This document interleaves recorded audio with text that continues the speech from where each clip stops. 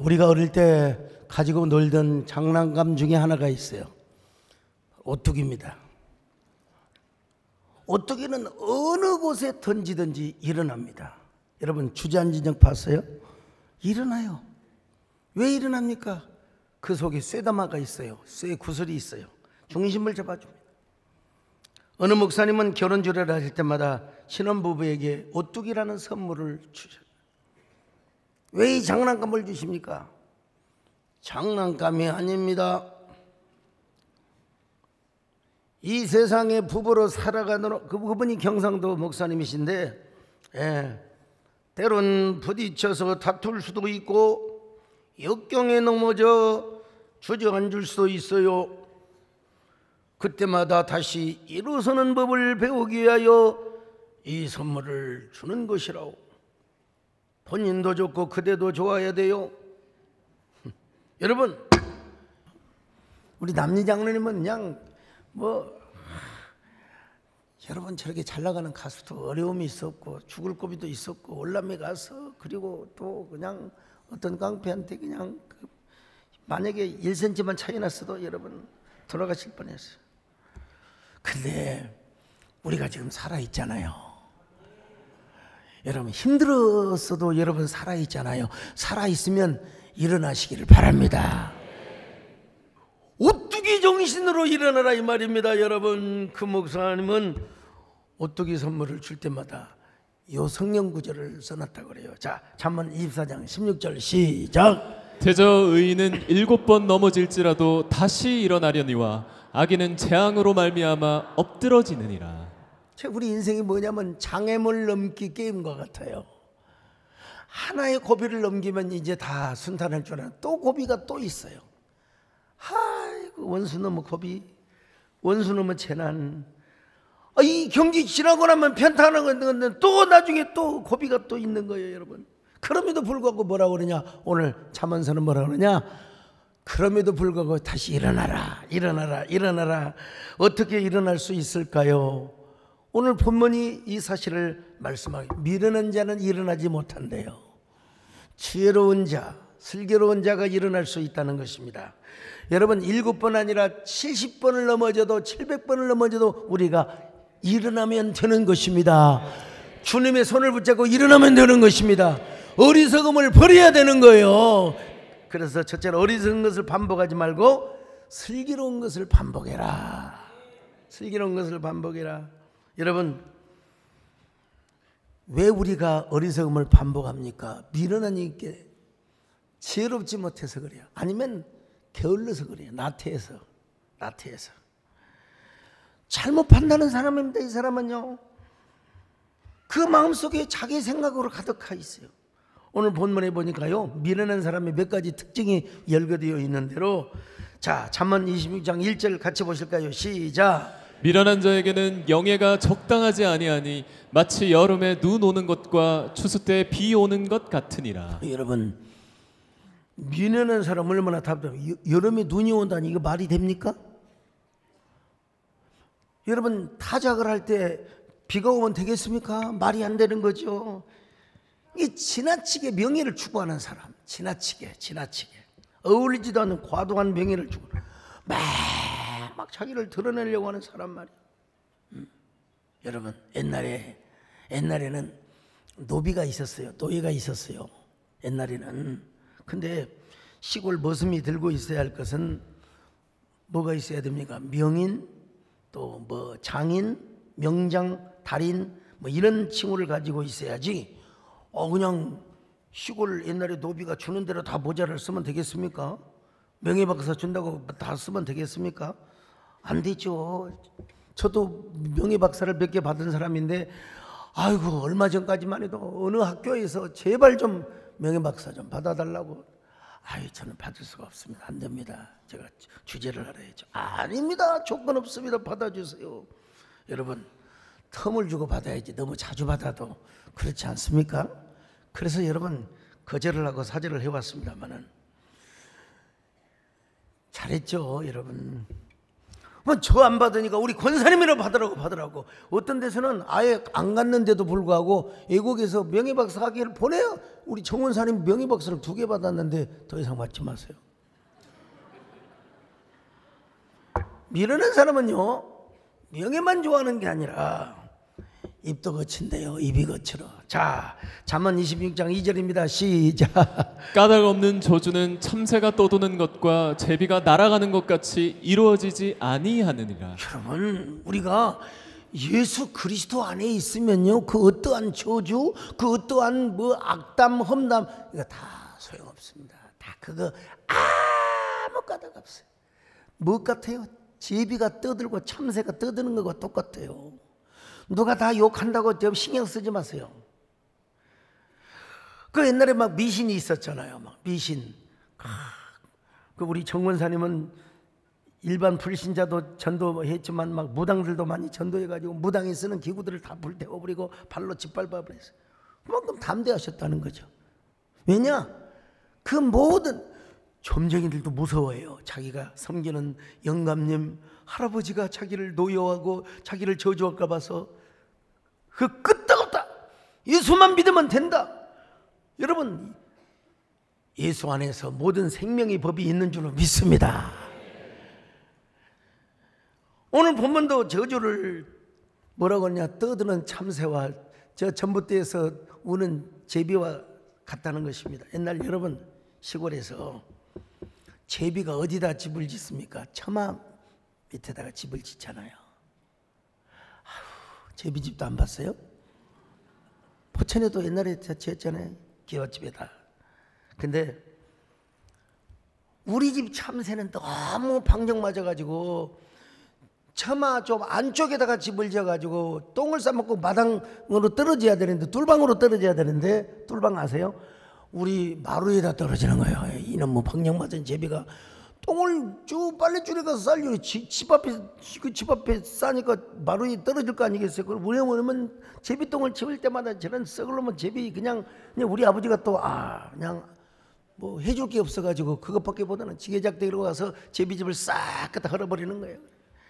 그러면 제비가 온갖 욕을 다해요. 저런 소새끼 강아지 새끼만 그냥 영감태기만 얼마나 시끄럽게 하는지 막 지지배배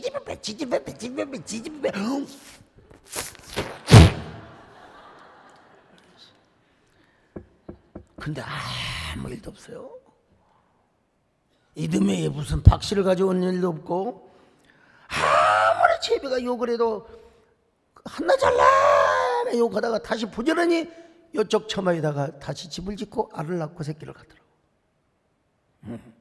사람도 마찬가지입니다. 누가 어떤 욕을 하고 아무리 비방을 해도요, 내가 예수 그리스도 안에 있으면 그 욕이 내 운명을 컨트롤할 수 있는 능력이 없어요. 우리가 살면서 얼마나 비방, 저도 여러분 한국교회를 위해서 일한다고 얼마나 많은 비방과 떠드는 참새 같은 소리를 많이 들었습니까? 그럴 때 여러분 이렇게 외치세요. 반사! 거울! 유리하지 말고요, 유리는 그대로 침투가 빛이 올 수 있어요. 여러분 거울과 유리의 차이를 아십니까? 유리는 그냥 유리예요. 그냥 빛이 그대로 들어와. 근데 유리에다가 수건을 발라놓으면 반사가 되는 거야. 미러 탁 내 얼굴이 보이는 거예요. 그러므로 여러분의 마음속에 예수 그리스도의 생명이 가득하시기를 축원합니다. 은혜가 가득하시기를 바랍니다. 그냥 은혜를 받는다 그렇게 생각하면 돼요. 주여 나에게 은혜가 충만하게 하여 주옵소서. 나라고 하는 투명한 유리에 주님의 은혜를 입혀 주시옵소서. 그래서 모든 저주는 반사시켜버리게 하여 주시고 언제나 은혜만 우리 안에 가득하게 하여 주시옵소서. 한번 따라합시다. 은혜 거울 반사. 모든 것이 은혜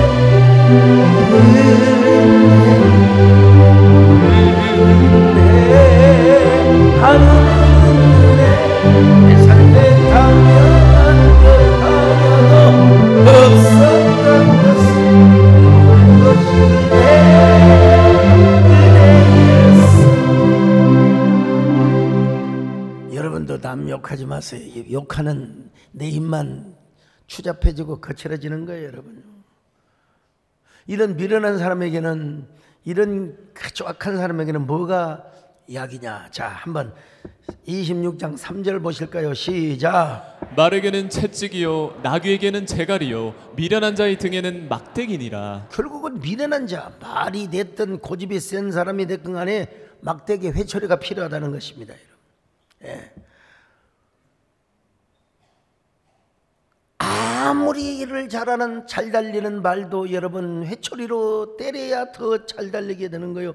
여러분, 주인이 나귀 새끼에게 끌려다니면 되겠습니까? 주인이 아무리 주인이라 하더라도 여러분, 소한테 끌려다니면 안 돼요. 우리 어린 시절에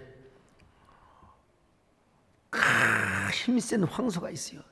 그래갖고 막 고집불통의 황소가 있거든요. 이걸 뭐라고 하냐면 우리 동네에서는 찌럭대기 황소라고 그랬어요. 찌럭대기 아세요? 찌럭대기. 고집을 얼마나. 이런 황소는 어떻게 하느냐, 코에 구멍을 뚫어요. 옛날에 너무 잔인했어요. 우리 아버지 보면은 막 작은 아버지하고 함께 소포를 잡고 소를 이렇게 가까이 매놓고 그 코를 뚫어요. 소코를 뚫어요. 그래가지고 뚫어넣어가지고 콧도리를 딱 달아놔요. 한번 보여주세요. 저 콧도리. 저것만 잡으면 젊은 애도 괜찮습니다. 저것만 딱 잡으면 돼요. 저것만 딱 잡으면. 여러분, 이래봬도 제가 쟁기질 세대입니다. 서장님, 쟁기질 해보셨어요? 여러분, 쟁기질은 중심을 잘 잡아야 돼요. 그리고 쟁기에 힘을 넣어가지고, 많이는 안 해봤지만 우리 아버지께서 좀 쉬시는데 저도 한번 해보겠습니다. 그리고 해보니까 이거 콧뚜리만 잘 당기면 이라 자라 이라 워 소가 알아들어요. 이라 자라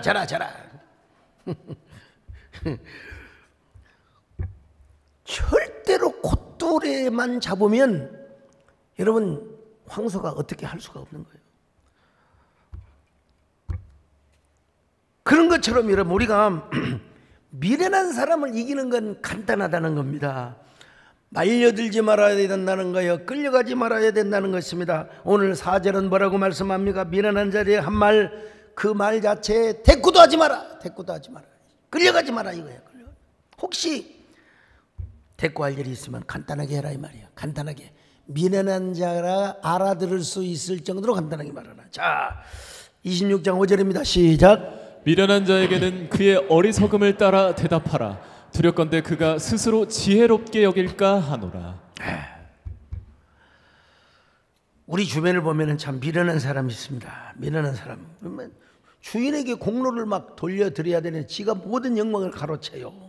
이런 사람 절대로 가까이 하지 말라는 거. 26장 6절 시작. 미련한 자 편에 기별하는 것은 자기의 발을 베어버림과 해를 받음과 같으니라. 여러분, 언제나 모든 것이 잘 되면 하나님의 은혜로 여기시기를 바랍니다. 아이고, 교회 가닥에 내가 교회를 잘 만났어요. 목사님을 잘 만났어요.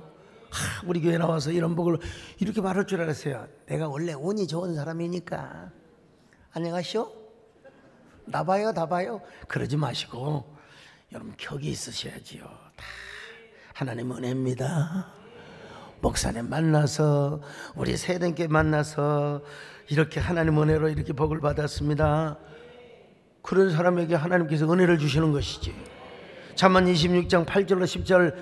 여러분, 미련한 사람은 영예가 없다는 거예요. 자, 8절로 10절 시작. 미련한 자에게 영예를 주는 것은 돌을 물매에 매는 것과 같으니라. 미련한 자의 입의 잠언은 술 취한 자가 손에 든 가시나무 같으니라.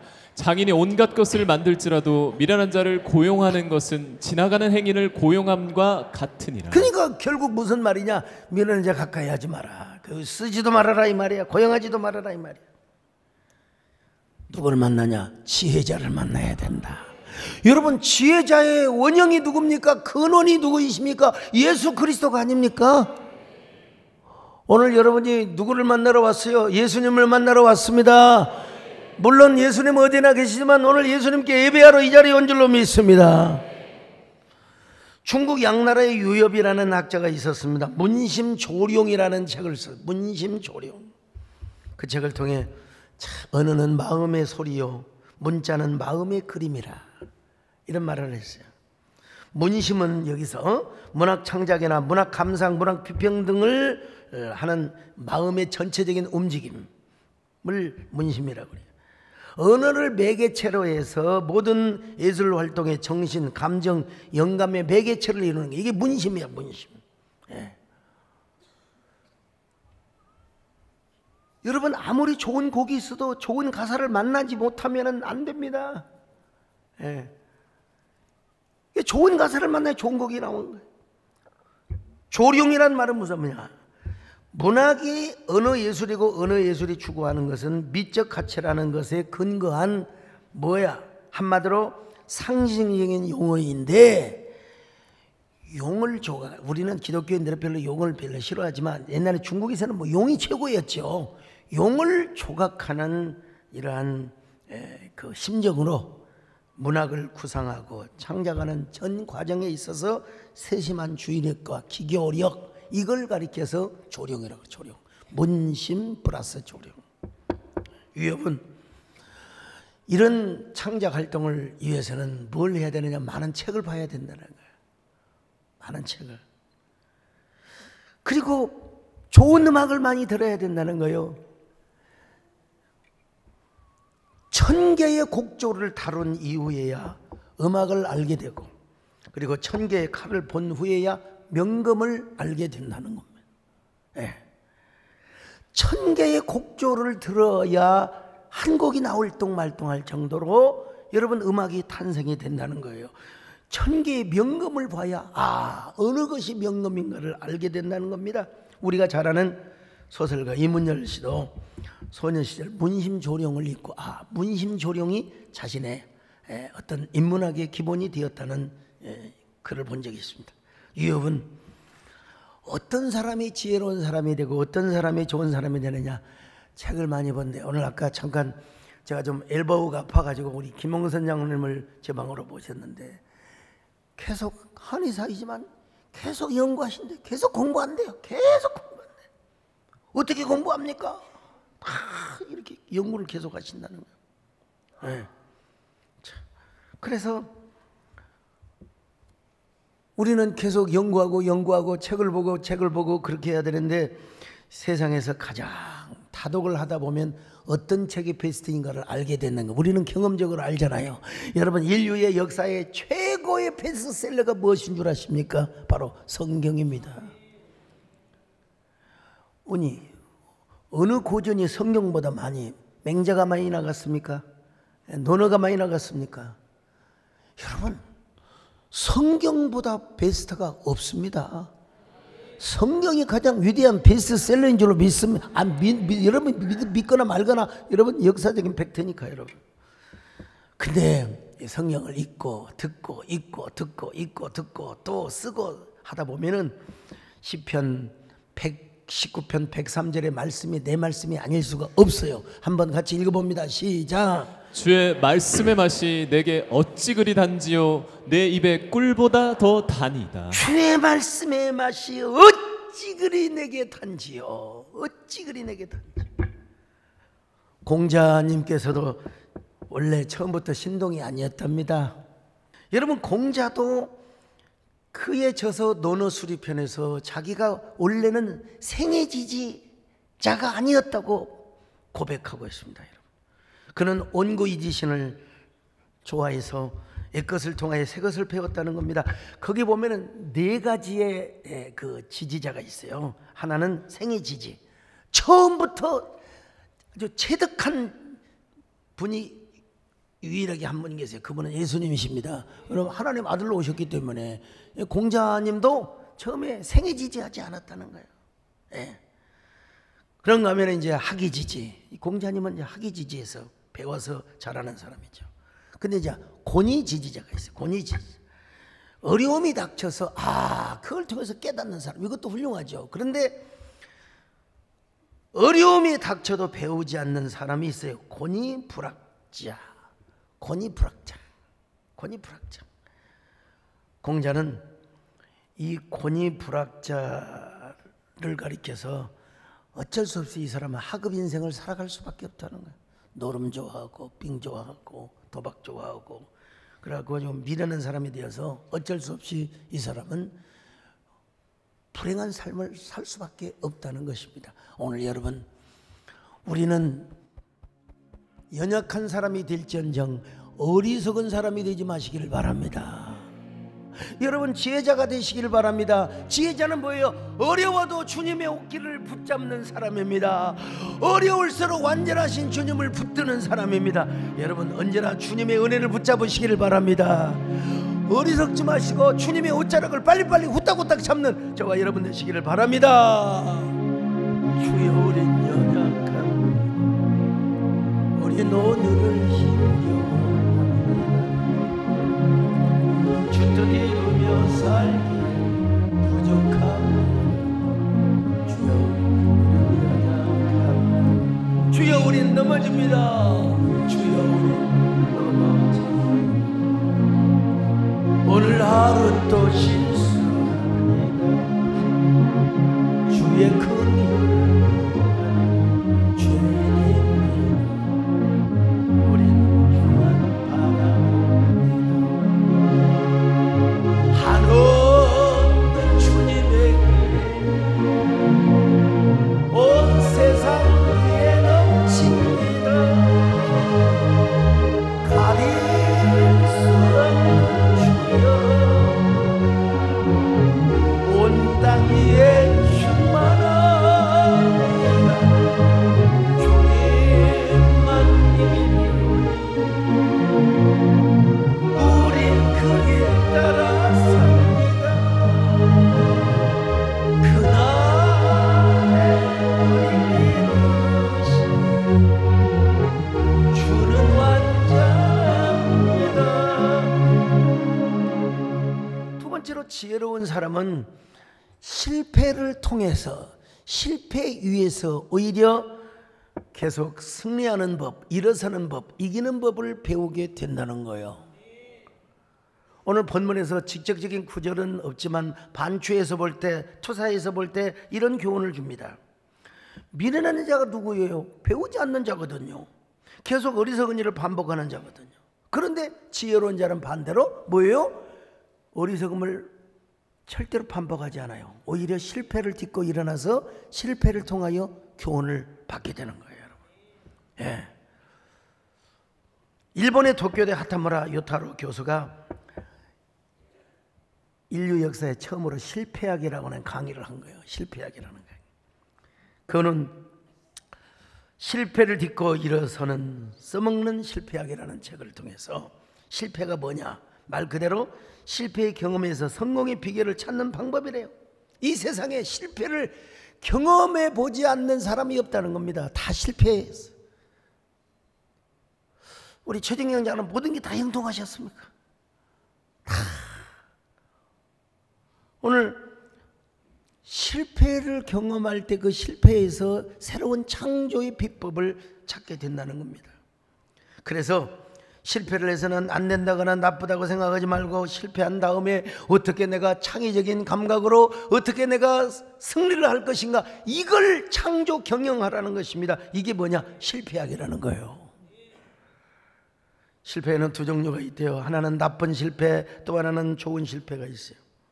좋은 실패는 새로운 일에 도전하고 성공과 발전을 위해 추진하는 과정에서 벌어지는 겁니다. 근데 나쁜 실패는 부주의, 오판에 의해서 똑같은 실패를 계속해서 반복해요. 계속해서 반복해요. 예. 사람들 가운데 보면 10명 중에 성공하는 사람은 2명이고 실패하는 사람이 8명이래요. 식당 가게 딱 열면 2개는 성공하고 그리고 8개는 거의 실패한 확률이 많다는 거예요. 이분에 의하면요. 근데 이 80%의 실패하는 자 가운데 거기서 배우는 사람이 20%는 성공하고 또 80%는 또 거기서 또 망한다는 거예요. 아, 이게 팔레토의 법칙이 맞아떨어지는 것 같아요. 그러므로 그는 실패는 정지가 아니라 방향을 바꾸는 의식 전환이어야 한다는 겁니다.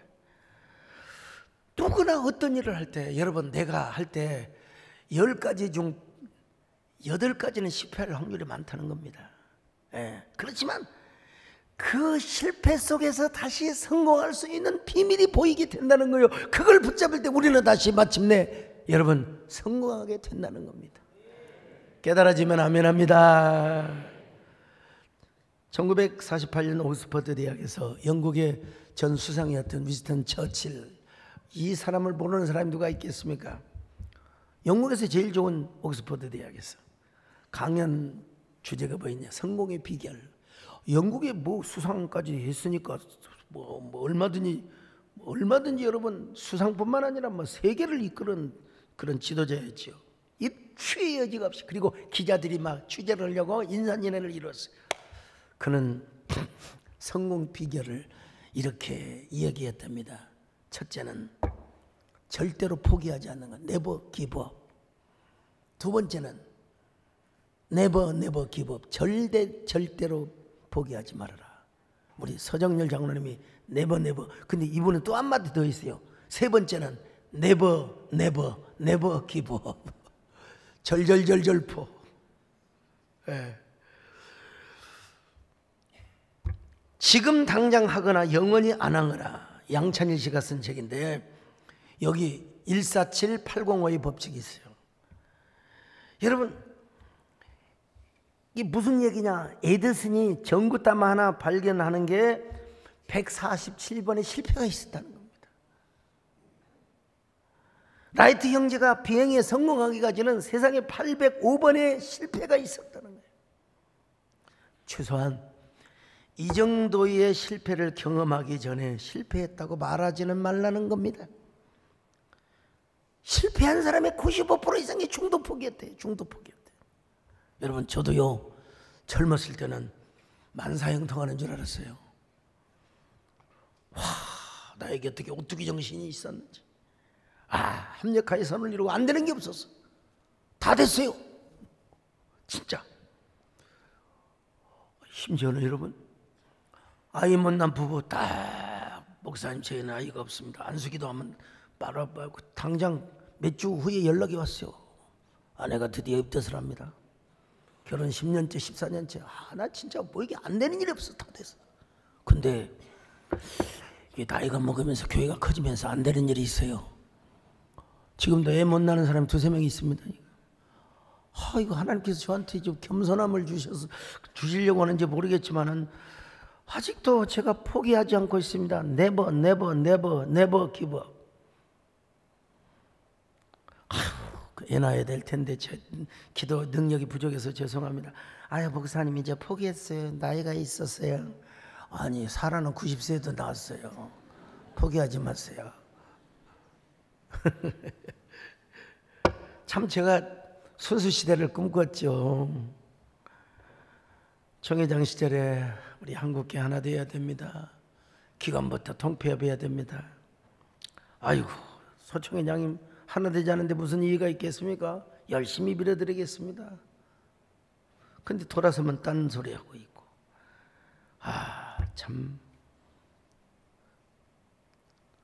어쩌면 거의 포기 수준입니다. 여러분 이제 제가 총회장도 아니고 사실 그렇지만 계속해서 세월이라고 하는 그 대열을 낚는 의무감이 저에게도 아직도 있어요. 여러분 아직도 있어요.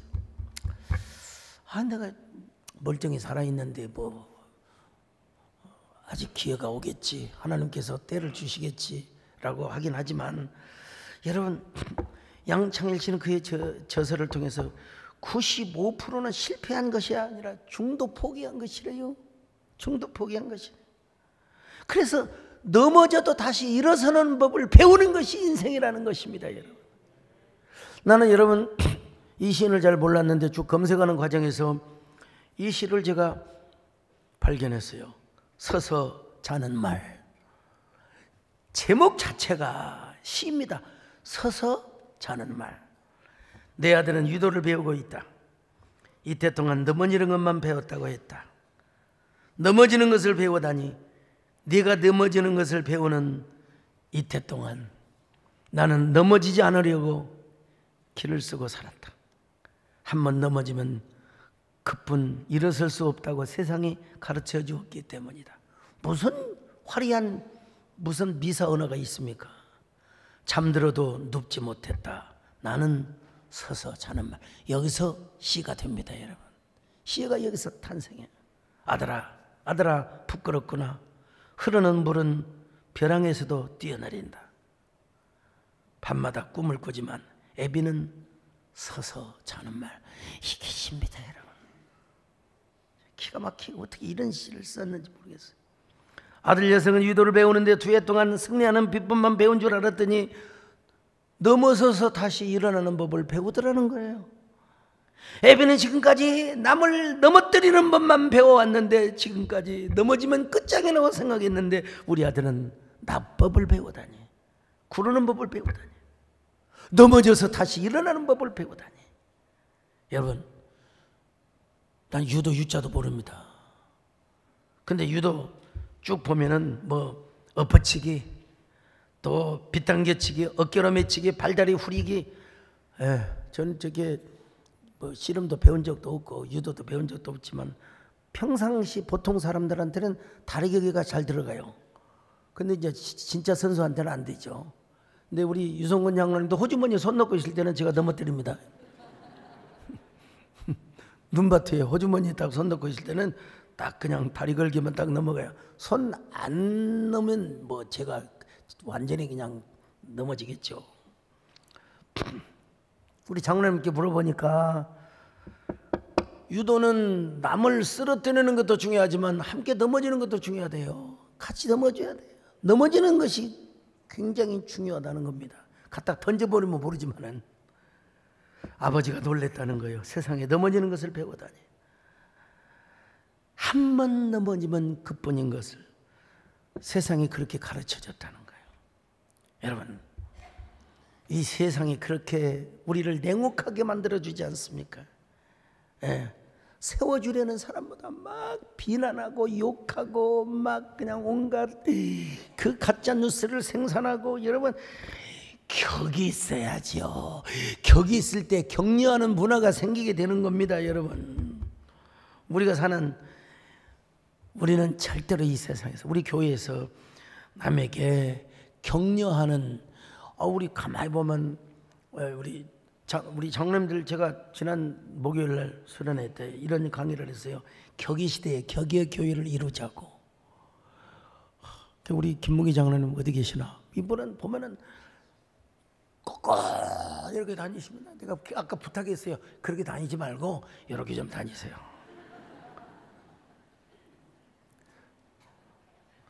우리 윤동일 목사님도 꼭 이렇게 다니세요. 이렇게 다녀요. 그러지 말고 이렇게 좀 다니세요. 저도 옛날에는 그랬지만 이렇게 좀 다니세요. 그랬더니 요즘 디스크 치료중이라 어쩔 수가 없습니다. 여러분, 연세대학교 의과대 교수인 김진영 교수가 쓰신 격의 시대라는 책이 있어요. 2016년도 판인데 제 손에 들어오는 건 몇 달 전이었어요. 격이란 무엇인가? 그 대상에 무엇이든지 간에 시간, 감각, 태도, 때와 맞는 절제와 행동 등에 어우러져 상대에게 우아함을 보이고 편안함을 느끼게 해주는 게 격이라는 것입니다. 옛날에는 양의 시대였어요. 많이 만들면 되는 거예요. 그러다가 이제 질의 시대가 되었어요. 퀄리티가 있어야 돼요. 근데 여러분, 요즘은 이제 격의 시대가 되었다는 거예요. 격의 격. 이 세상에 최고의 격이 있는 곳이 어디입니까? 막 부틴하고 막 어디냐? 호텔 가면 격이 있게 보이잖아요. 벌써 다 벨데스크에서부터 모든 호텔 보이, 모든 그 안내하는 분들까지 프런트 데스크의 분들 얼마나 친절합니까? 요즘은 격이, 호텔, 또 비행기, 또 어디 있습니까? 백화점. 근데 보면 막 그냥 같은 물건이라도 막 이쁘게 상품을 쫙 전절해가지고. 여러분, 제가 제일 싫어하는 게 뭔 줄 아세요? 제가 제일 싫어하는 게 뭔 줄 아세요? 쇼핑하는 거. 자, 우리 집사람이 아이고 신세계 같이 하자고 하면 저는 아니. 교인들 10만 원 갈 수 있을지 몰라도 진짜 한 번인가 가봤어요. 한 번인가 갔더니 어리어리 하더라고. 야, 세상에 비행기에서 파는 것도 여기서 파네? 수입품도 있고. 그런데 막 군데군데 아이고 목사님 오셨어요. 아유, 안 가. 여러분, 요즘은요 병원의 경쟁 상대가 어딘 줄 아십니까? 호텔이래요. 한의원도 저기 뭐 이웃에 한의원 들어왔다 이렇게 경쟁하는 것보다 호텔을 생각하시고, 호텔에서 어떻게 서비스를 잘 하는가. 원래 호텔과 호스피탈은 같은 어원이었답니다. 근데 이게 시스템이 바뀌어지면서, 근데 지금은요 대학병원과 종합병원의 시스템이 호텔 시스템으로 바뀌어져 가고 있어요. 예, 그러자 호텔은 최고의 경쟁 대상을 어디로 삼았느냐? 바로 병원이래. 또 병원과 호텔이 서로 경쟁을 하는데, 그 책에 보면 그렇게 나와 있어요. 예. 그래서 호텔 경영자는 무슨 체험을 하느냐? 환자 체험을 한다는 거예요. 일부러 가서 병원에 가가지고 무엇이 불편한가? 그 불편한 것을 호텔에다 반영시킨다는 거예요. 이런 걸 보면서 제가 우리 교회도 격이 있어야 되는구나. 우리 설교도 좀 격 있게 해야 되겠구나. 자, 우리 교회가 좀 폼나야 되겠구나. 좀 격이 있어야 되겠구나. 여러분, 옛날에는 양적 부흥 좋아요. 양적 부흥 열심히 합시다. 열심히 전도합시다. 질적 부흥 좋습니다. 요즘은요 부흥도 격이 있어야 돼요. 격이 있어야 돼요. 여러분, 나이도 격 있게 드시길 바라고, 여러분 격 있게 언제나 성숙하고, 교회 전환시대, 처치 트랜지션, 교회 전환시대를 우리가 그게 뭐냐? 격이 있는 교회입니다. 여러분. 그러기 위해서 우리는 어리석은 것을 반복하지 말고 슬기로운 것을 반복해야 됩니다. 실패를 통해서 예수 그리스도 안에서 다시 예수님을 만나고, 오히려 실패 위에서 다시 일어서는 법을 배울 수 있는 지혜로운 사람이 되어야 됩니다. 예수님의 이름으로, 예수 그리스도 안에서 우리가 실패하는 사람들에게 엠파워링을 하며 여러분 격려를 주며, 이건 희망 고문이 아닙니다. 격려 고문이 아닙니다. 다시 손을 잡고 일으켜 세우는 저와 여러분이 되어야 될 줄로 믿습니다. 여러분, 그래서 우리 모두 함께 격이 있는 삶을 삽시다. 우리 격이 있는 삶, 우리 하나님 앞에 정말로 다시 일어나는 그 삶이 무엇이냐? 이게 최고의 격입니다. 실패했다고 여러분 어떤 어려움이 있습니까? 다시 여러분 일어날 수 있기를 바랍니다. 다시 남도 일어 세우시기를 바랍니다. 예수의 이름으로 나는 일어선 주가 주신, 나는 일어선 원수가 날 향해 와도 쓰러지지 않은 주가 주신 능력, 주가 주신 능력, 주가 주신 능력, 일어서리 하나님. 여러분은 어떤 실패가 있습니까? 하나님, 나는 이러한 어려움이 있습니다. 이런 어려움 속에서 다시 일어서는 법을 배우게 하여 주시옵소서. 실패 속에서도 일어설 수 있는 저희들 되게 하여 주시옵소서. 하나님, 그것이 무엇인지는 모르지만 하나님 우리에게 영감을 주시옵소서. 우리에게 지혜를 주옵소서. 어리석음을 반복하지 않게 하여 주옵소서. 지혜로운 전략을 주옵소서. 성공적인 창의적인 비법을 우리에게 가르쳐 주옵소서. 기도하는 시간을 갖습니다. 주여, 우리에게 다시 일어서는 법을, 남도 일어서게 도와주시고, 이렇게 해서 우리는 언제나 품격 있는 삶을 살아갈 수 있다. 축복하여 주시옵소서.